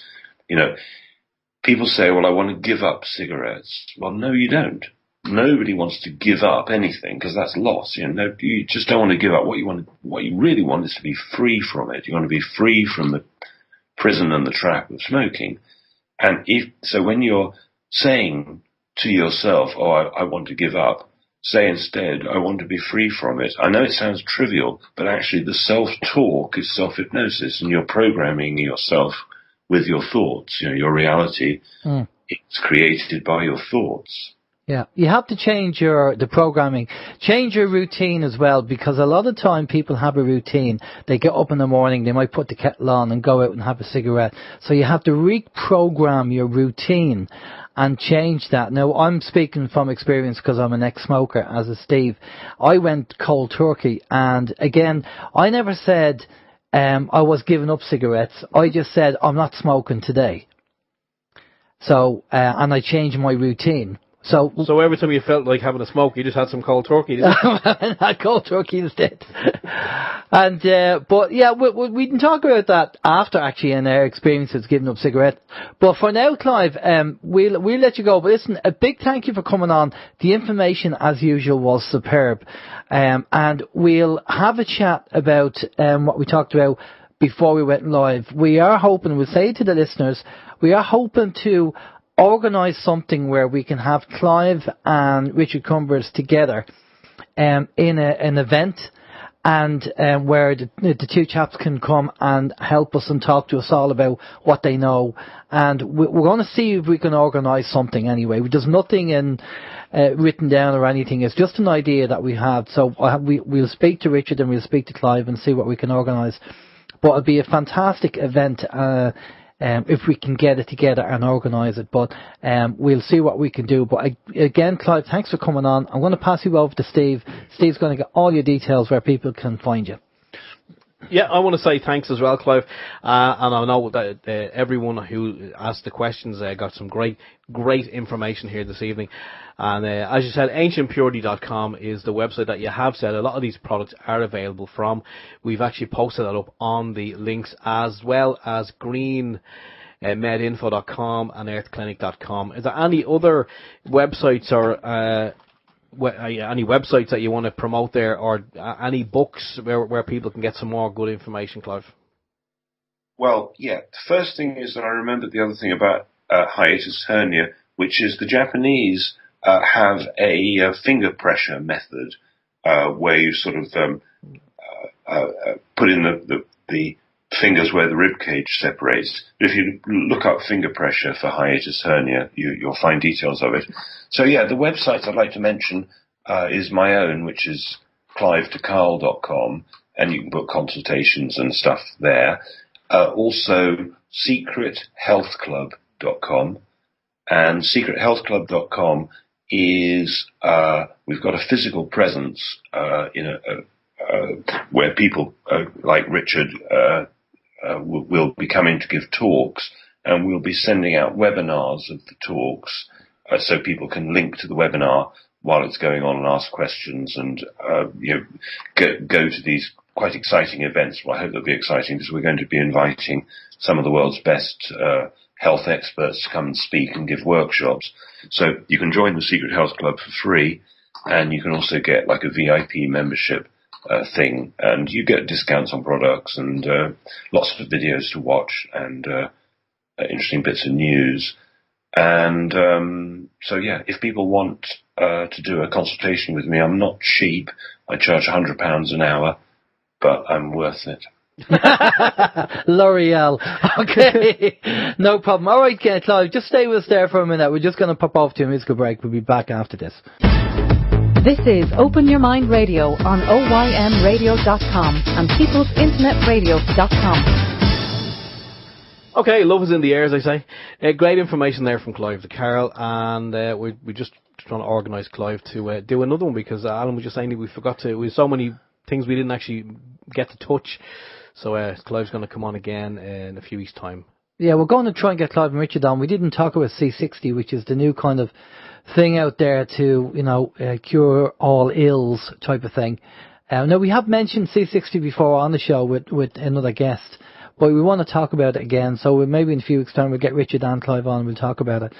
And we will try and organise where we can get Richard and Clive over in an event over here where you can come if you're in Ireland or if you want to fly over. And we will always try and do it for free. We'll always try and do it for free because we know people don't have the money, and especially if you have to travel and pay for petrol and stuff.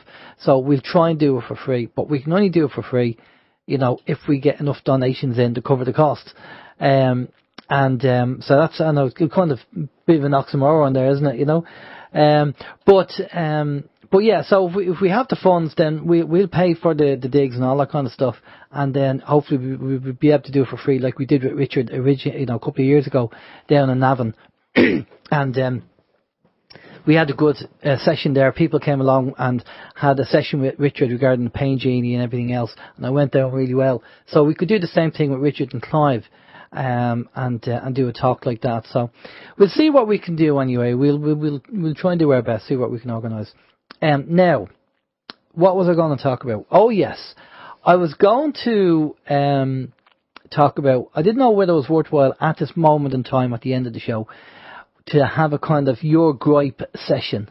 What's your gripe? Or grumpy old man, what's your gripe, right? You're always grumpy. I know. Well, look, myself and my partner, we were talking about this. Common sense is a course, because when people don't have it, you have to deal with these people, right? Now, people talk about the new earth and energies. Well, I know I'm not on the new earth because I still see the people that irritate me and annoy me.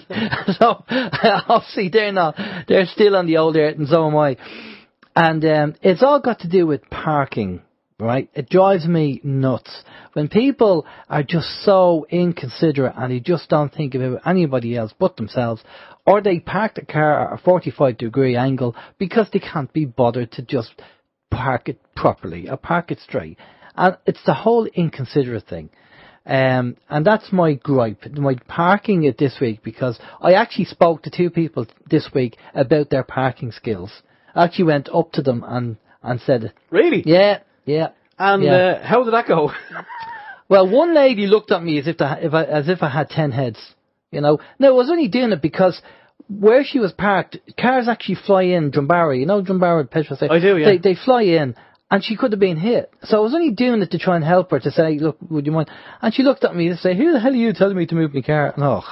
And then this other guy, this farmer, pulls up with his tractor or his trailer, right, in his car, and all the cars are parked where he just parks right across the cars, and he was going to get out and walk away, and nobody could have got out. So you got, oi! So I said, oi, Paddy, oi. I said, you can't leave that car there. He looked at me and said, are you the police or something?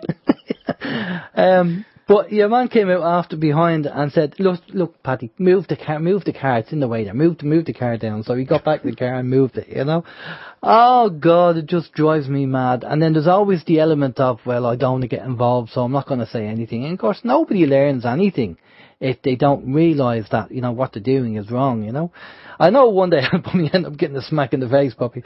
But, probably will, yeah. Yeah, I probably will. Anyway, so, myself and Steve, next week we have the proprietors of the Lemurian plug coming on. And we also have a lady called Jen McCarthy who's going to be speaking about the event and the New Earth, right? Now, I've had my Lemurian plug in a good few days now. And Steve, you got yours last week. Yes. Have you plugged it in, or have you attached it to it? I have done as you suggested last week, and as they have suggested on their website. And I've been conscious that it's there, and I've been trying to kind of, every time I kind of go home, get to the house, I kind of, I like to know how's everyone's day and what's the air in the house. And I have to say, several times, 2 days this week alone, I did go home and I went in and there was the family argument was going on, and I went into the kitchen. I know my wife's serving up dinner, and I just kind of said, can I leave and come back in again? And I don't know, maybe it's supposed to. It promises a lot. I have to say, but will it deliver? I don't know. The one thing I have to say now, I did notice. Sometimes when you're doing your clean routine and you notice like dust has settled, and if you haven't dusted for a couple of days, you will see a film of dust.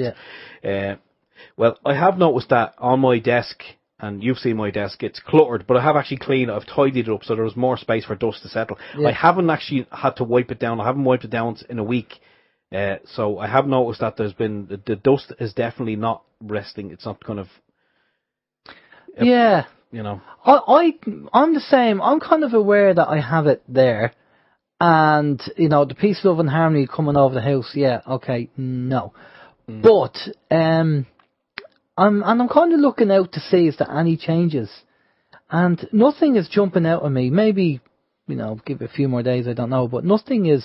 And I did the thing with the phone as well, that you put it on the phone for, and it's changing the phasing of frequencies. I'd love to be able to get a device that I can test it on, so we can do a test on it, I mean, it says food lasts longer and, the energy changes in the house and stuff like that. And your ESP is cheaper. Well, my bill is due in actually shortly. We'll soon find out. We'll have a look at that and see what happens. Having an energy or phase cleaning device for your electricity would be good anyway, and they are out there. Because there's spikes and peaks with electricity, and that's why your bill goes high. So if you could actually clean your electricity before it goes around the house, you'd actually save money with that as well. We know about that. Right, okay. Well, there you go. So we'll have them on next week, and we'll find out all about the Lemurian plug. Apparently, there are other kind of devices on the internet also that do this kind of stuff. So this is kind of unique because apparently this person who was speaking comes from Lemuria, or the information was given to him from somebody from Lemuria, or the Argatha network, underground people, and it's all got to do with frequencies, and we need to change. Now, we talk about frequencies in songs and music, and we changed the frequency from 440